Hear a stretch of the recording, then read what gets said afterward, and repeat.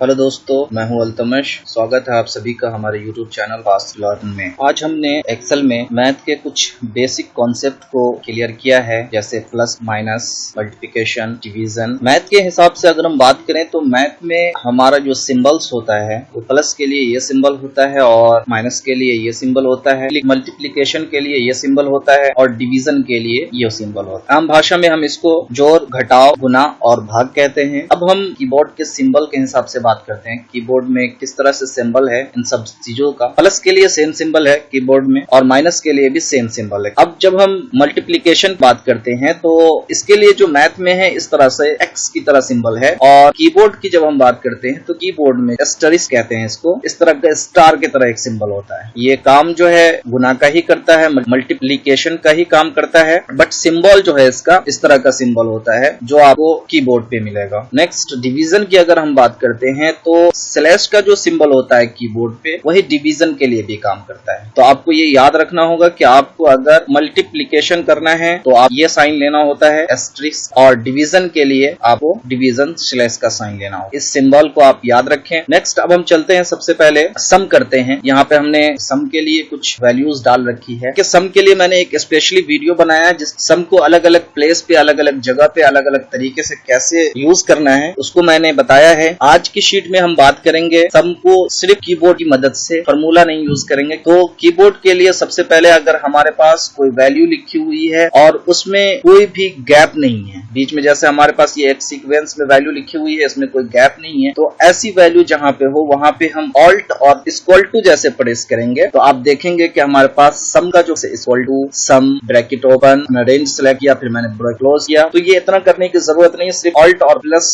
अपने कीबोर्ड पे प्रेस करेंगे तो आपके पास जो वैल्यू होगी, जिस बॉक्स में उसके ऊपर की जो वैल्यू होगी वो खुद ऑटोमेटिक रेंज जो है सिलेक्ट हो जाएगा और आप सिर्फ इंटर प्रेस करेंगे और आपकी वैल्यू जुड़ जाएगी। एक दफा और करते हैं हम, ऑल्ट किया हमने। अब जैसे आपने देखा यहाँ पे हमने फॉर्मूला यूज किया हुआ है तो इसने एक ही सेल सिलेक्ट किया। अब हम इसको ड्रैग करके ऊपर की तरफ ले जाते हैं और ओके करते हैं, ये वैल्यू हमारे पास जुड़ के आए। ऑल्ट और इक्वल टू करना है, ये शॉर्टकट की होती है प्लस करने के लिए। नेक्स्ट हम बात करते हैं सब्सट्रैक्शन की। उसके लिए सबसे पहले कोई भी फॉर्मूला जब एक्सेल में शुरू होता है इक्वल टू के निशान से, तो हमने इक्वल टू प्रेस किया, हमें करना है सब्सट्रैक्शन। सब्सट्रैक्शन करने के लिए वैल्यू को हमने सेलेक्ट किया और माइनस का निशान डाला। नेक्स्ट वैल्यू हमने अपनी सेलेक्ट की और इंटर प्रेस किया। 1000 में से 500 हमने माइनस किया तो 500 बचता है। इसको भी देखते हैं। फिर हमने फॉर्मूला शुरू करने के लिए इक्वल टू प्रेस किया और हमें इसमें से माइनस करना है, इसको सेलेक्ट किया, देन हमने फिर माइनस प्रेस किया, इंटर, फिर नेक्स्ट जिसको घटाना है उसको प्रेस किया और फिर इंटर प्रेस किया। तो आप देख सकते हैं कि हमारे पास ये माइनस में वैल्यू आ रही है। माइनस में वैल्यू क्यों आ रही है? क्योंकि हमने कम में से ज्यादा को घटाया, आंसर जो आ रहा है वो माइनस में आ रहा है। नेक्स्ट, अगर हम चाहें तो इसको इस एक दूसरे तरीके से भी कर सकते हैं। दूसरे तरीके से किस तरह से कर सकते हैं कि हमने इक्वल टू डाला, अब हम यहाँ पे अपनी वैल्यू डालते हैं। वैल्यू हमने 1000 डाल दिया, फिर माइनस डाला, 500 डाला और इंटर जैसे हम प्रेस करेंगे हमारे पास वैल्यू आ जाएगी। हमारे पास हमने जिसमें से जिसको घटाया वो नहीं आ रहा है, सिर्फ डायरेक्ट वैल्यू हमारे पास आ रही है। जब आप इस यहाँ पे देखेंगे, फॉर्मूला बार पे आप जाके जब देखेंगे या अपने माउस को 2 बार इस पे क्लिक करेंगे तो आपको यहाँ पे दिख जाएगा कि आप किस वैल्यू में से किस वैल्यू को माइनस किया है। एक तरीका आपका ये भी हो सकता है माइनस करने के लिए। नेक्स्ट, मल्टीप्लिकेशन की। मल्टीप्लिकेशन करने के लिए हमने वैल्यू इससे इसको करनी है, इससे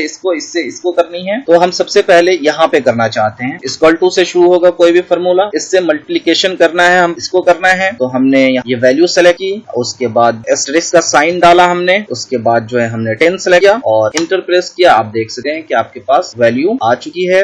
हम फिर से देखते हैं, इक्वल टू हमने प्रेस किया, हम यहाँ इसको सेलेक्ट किया, फिर हमने इसको एस्टेरिस्क का साइन डाला, उसके बाद नेक्स्ट वैल्यू हमने सेलेक्ट की और इंटर प्रेस किया। आप इस तरह से भी कर सकते। एक और तरीका हो सकता है, सबसे पहले हमने इक्वल टू प्रेस किया, अब हम यहाँ पे डायरेक्ट वैल्यू डाल देते हैं, सेल को सिलेक्ट नहीं कर रहे हैं, हम डायरेक्ट वैल्यू डाल रहे हैं। वैल्यू क्या डाल रहे हैं? 1000, उसके बाद मल्टीप्लिकेशन करना है, एस्टेरिस्क का साइन डाला और फिर 10 जिससे हमको करना है और हमने इंटर प्रेस किया कि हमारे पास वैल्यू आ गई जो वैल्यू यहाँ थी। तो दोनों तरीका है आपको करने के लिए, आपको जो तरीका सही लगे। बेहतर तरीका यह है कि आप सेल सेलेक्ट कर लें, आप वैल्यू डालें, मगर आपको यूज जब आप वर्क करोगे तो आपको दोनों तरीका यूज करना पड़ेगा, तो आपके लिए दोनों बेटर है। इसी तरह से आप यहाँ पे जो है फॉर्मूला कॉपी कर सकते हैं। फॉर्मूला कॉपी करने के लिए आप कंट्रोल C प्रेस करना होगा और देन जहाँ पे आपको कॉपी करना है वहां पे सेलेक्ट करके या तो कंट्रोल V कर दें आप, नहीं तो आप दोनों सेल को सिलेक्ट कर लें जहां तक के भी आपको वैल्यू चाहिए और जैसे इंटर प्रेस प्रेस करेंगे तो दोनों जगह आपका ये फॉर्मूला कॉपी होके आ गया। इसको देखने के लिए आप यहाँ चले जाए, यहाँ आप देख सकते हैं फॉर्मूला बार में कि हमने क्या किया है। इस नेक्स्ट कमांड है हमारा डिवीजन का, इक्वल टू प्रेस किया हमने, उसके बाद इस वैल्यू को इस वैल्यू से हमको डिवीजन करना है, तो इसको हमने सेलेक्ट किया, देन डिवीजन स्लैश का निशान डाला हमने और उसके बाद इस वैल्यू को सेलेक्ट किया और इंटर प्रेस किया। आप देख सकते हैं कि हमारे पास डिवीजन हो गया। इसी तरह से हम एक बार और करते हैं, इक्वल टू हमने प्रेस किया, इस सेल को हमने सेलेक्ट किया, फिर हमने